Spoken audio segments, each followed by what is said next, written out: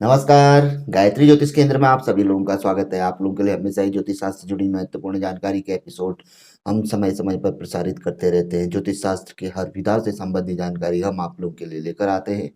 इसके साथ साथ ही लोक पर्व जो हमारे हिंदू धर्म में काफ़ी अहम और मान्यता रखते हैं, ऐसे पर्वों से संबंधित जानकारी भी, उन पे किए जाने वाले उपाय आदि की जानकारी भी हम आप लोगों के लिए समय समय पर प्रसारित करते रहते हैं। ऐसे महापर्वों के आने से पूर्व ही हम आप लोगों के लिए ऐसी जानकारी लेकर आते हैं।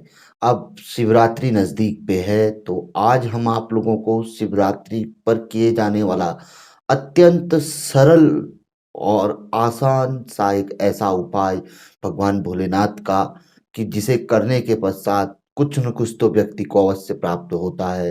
हो सके तो मनोकामना ही पूर्ण व्यक्ति की हो सकती है, यदि सच्चे भाव से उसने भोलेनाथ का नाम इस दिन ले लिया तो। क्या करना है ये तो हम बताएंगे। वैसे तो सामान्य तरीके से भगवान भोलेनाथ की पंचद्रव्य जो जा सकता है कहीं नज़दीक के किसी प्रसिद्ध शिव जी के मंदिर पे, तो वहाँ पर को पंचद्रव्य से स्नान अवश्य कराना चाहिए। पंचद्रव्य यानी कि दही, दूध, घी, शहद और जल।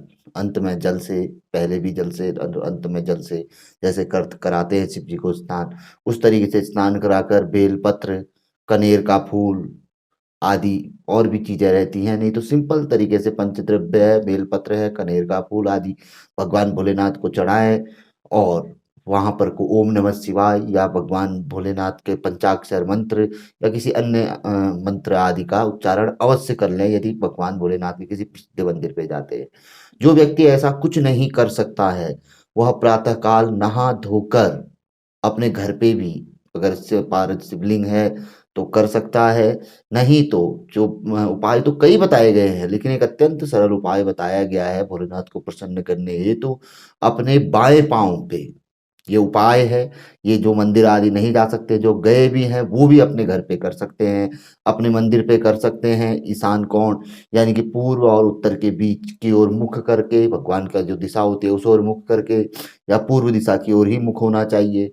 वहां को करके एक टांग बाएं पांव पे एक खड़ा होना है और दाहिने पांव को घुटने के ऊपर पे टच करते हुए एक पांव पे खड़े होकर, और दोनों हाथों को ऊपर इस तरीके से, जैसे ये है तो इस तरीके से एक पांव पे खड़े होकर 108 बार ओम नमः शिवाय, बिल्कुल आंख बंद कर ध्यान मग्न होकर, जो भी करता है, ऐसा आया है, बताया गया है कि उसकी मनोकामना भगवान भोलेनाथ अवश्य ही पूर्ण करते हैं।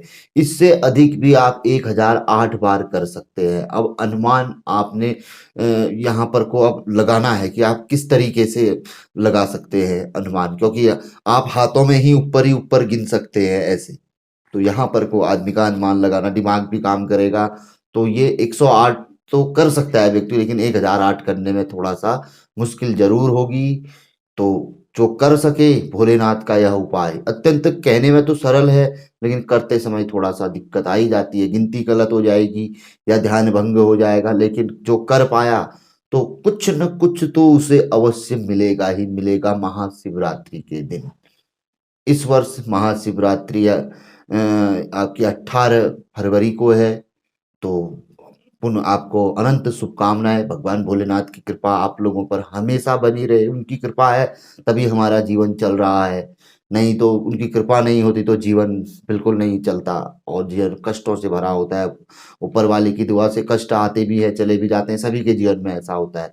तो भगवान भोलेनाथ कोई महत्वपूर्ण मनोकामना हमारी अवश्य पूर्ण कर सकते हैं, तो हमें अवश्य ही इस दिन यह करना चाहिए। एक पाँव पे खड़े होकर, बाएं पाँव को पे स्थिर होके, दाहिने पाँव को उसके ऊपर पे रख के और दोनों हाथों को ऊपर करके, तो अवश्य ही आपको इसके बारे में आज से 4 साल पहले भी हमने वर्णन किया था। तो बहुत से लोगों ने शायद संभवतः उसमें भी किया और चमत्कारिक लाभ देखे हैं इस उपाय के। तो शिवरात्रि के दिन आप ऐसा कर सकते हैं। अत्यंत सरल है और चमत्कारी उपाय है। और ये तो महापर्व है भोलेनाथ का, इससे बड़ा तो कोई पर्व ही नहीं है। भोलेनाथ ही आदि है और वो ही अंत है। कहते हैं कि ना उनका आदि पता चलता है ना उनका अंत पता चलता है। तो सर्वस्व भोलेनाथ हैं और सबसे बड़ा पर्व महाशिवरात्रि है। इस दिन उनका एक बार लिया गया नाम सच्चे भाव से एक हजारों नामों के बराबर होता है। तो हम उम्मीद करते हैं कि जो लोग जिज्ञासु लोग होंगे और जो उपाय करने के प्रति बहुत सचेत रहते होंगे और फल प्राप्त करने की कामना करते होंगे, तो उनके लिए तो यह अत्यंत महत्वपूर्ण है, जो कहीं नहीं जा सकते हैं। अगर कोई शारीरिक रूप से अक्षम है खड़े होने में, वह बैठ के भी दोनों हाथों को ऊपर करके भी इस ओम नमः शिवाय मंत्र का जाप कर सकता है। सबसे बड़ा मंत्र है ओम नमः शिवाय। तो परिस्थितियां अपने लिए बनानी पड़ती हैं भाई, जब हमें करना होगा, कहीं कोई दिक्कत है तो हम कैसे भी कर सकते हैं। ये प्रभु की कृपा है कि वो हमें, हमारी मतलब भावनाएं हैं, क्योंकि प्रभु की जब कृपा होगी तभी हमारी भावनाएं उनके प्रति रहेंगी।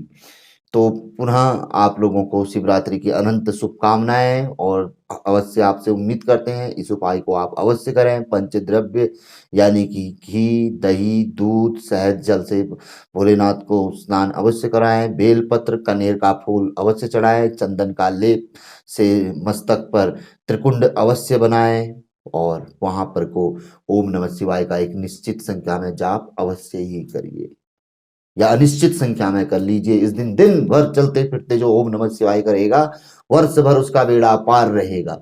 हर चीज उसकी बनती रहेगी जो ओम नमः शिवाय दिन भर सुबह से लेके साय तक, रात्रि तक, सोने तक जो करेगा।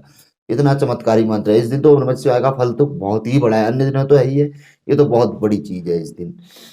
तो बात करेंगे तो बहुत लंबी चले जाएगी। तो जानकारी पसंद आए तो जरूर आगे बढ़ाकर शेयर कर सकते हैं। नए लोगों से आग्रह रहता है गायत्री ज्योतिष केंद्र के साथ जुड़े, चैनल को सब्सक्राइब करें, बेल आइकन दबाएं। बहुत अच्छी जानकारी है, ग्रह जनित हर प्रकार की जानकारी है। आप एपिसोड देखिए कुछ 15, 20, 30, 40, 50, फिर निर्णय लीजिए कि आपको जुड़ना है या नहीं जुड़ना है, और जुड़ें जरूर, क्योंकि आप जब इतने एपिसोड देखेंगे तो जरूर जुड़ेंगे। चैनल को सब्सक्राइब और बेल आइकन आप अवश्य ही करेंगे।